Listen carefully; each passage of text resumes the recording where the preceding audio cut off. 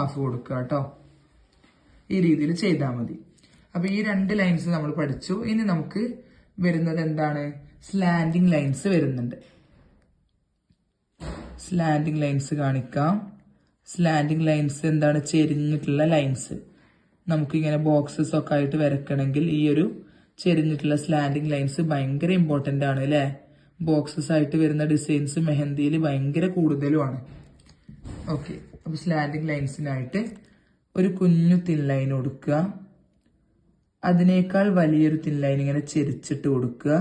ചെരിഞ്ഞിട്ടാണ്, ശ്രദ്ധിക്കുക. ഈ വരക്കുന്ന ലൈൻസ് എല്ലാം നമ്മൾ പഠിച്ച പോലെ തന്നെ തിന്നായിട്ട് ഇങ്ങനെ പൊക്കിയിട്ട് തന്നെ വരക്കുക.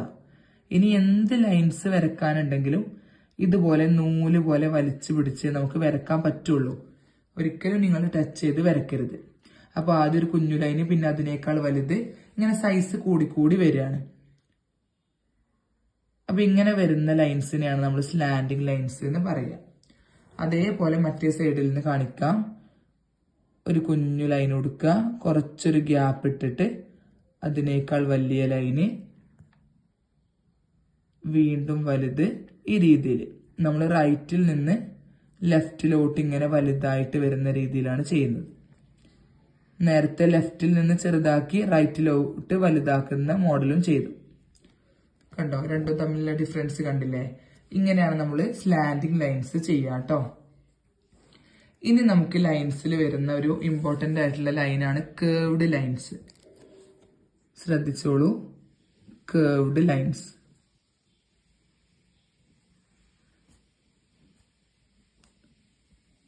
കേർവ്ഡ് ലൈൻസ്, കേർവ് ആയിട്ട് ഇങ്ങനെ വളഞ്ഞു വരുന്ന ടൈപ്പ് ലൈനാണ് കേർവ്ഡ് ലൈൻസ്.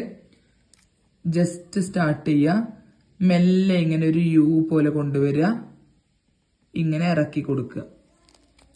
ഇങ്ങനെ ഈ രീതിയിൽ ഇങ്ങനെ അങ്ങോട്ടേക്കും ഇങ്ങോട്ടേക്കും ഇങ്ങനെ വളഞ്ഞ് ലൈറ്റ് ആക്കിയിട്ട് കൊടുക്കുന്നതിനെയാണ് നമ്മൾ കേർവ്ഡ് ലൈൻസ് എന്ന് പറയുന്നത്.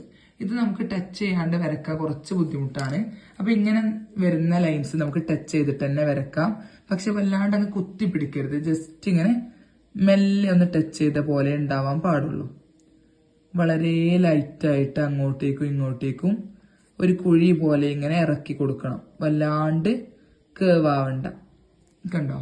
ഈ രീതിയിൽ ഒന്നുകൂടെ കാണിക്കാം.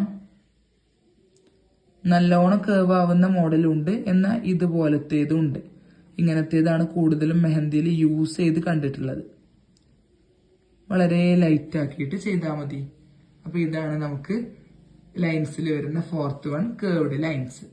ഓക്കെ, അപ്പൊ ഇതുപോലെ ബേസിക് എലമെന്റ്സിൽ നമുക്ക് ഫസ്റ്റ് വരുന്നതാണ് ലൈൻസ്. അതിൽ തന്നെ മെയിൻ ആയിട്ട് വരുന്നത് തിൻ ലൈന്. തിൻ ലൈന് ഞാൻ ഒന്നുകൂടെ കാണിക്കാം. ജസ്റ്റ് സ്റ്റാർട്ട് ചെയ്യുക, ലൈറ്റ് ആക്കിയിട്ട് നൂല് പോലെ വലിച്ചെടുക്കുക, ഒരേ പ്രഷറിൽ കൊണ്ടുപോയി മെല്ലെ അങ്ങ് നിർത്തുക.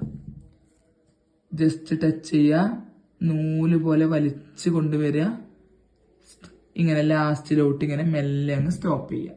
ഓക്കെ, ലൈൻസിൽ thin line, thick line, slanting lines, curved lines വളരെ ഇമ്പോർട്ടന്റ് ആയിട്ടുള്ള ലൈൻസ് ആണ്. നല്ല പോലെ പ്രാക്ടീസ് ചെയ്താലേ കിട്ടുള്ളൂ കേട്ടോ. ഫസ്റ്റ് ടൈം ഇങ്ങനെ ലൈന് വരക്കാൻ കുറച്ചൊരു ബുദ്ധിമുട്ടുണ്ടാവും.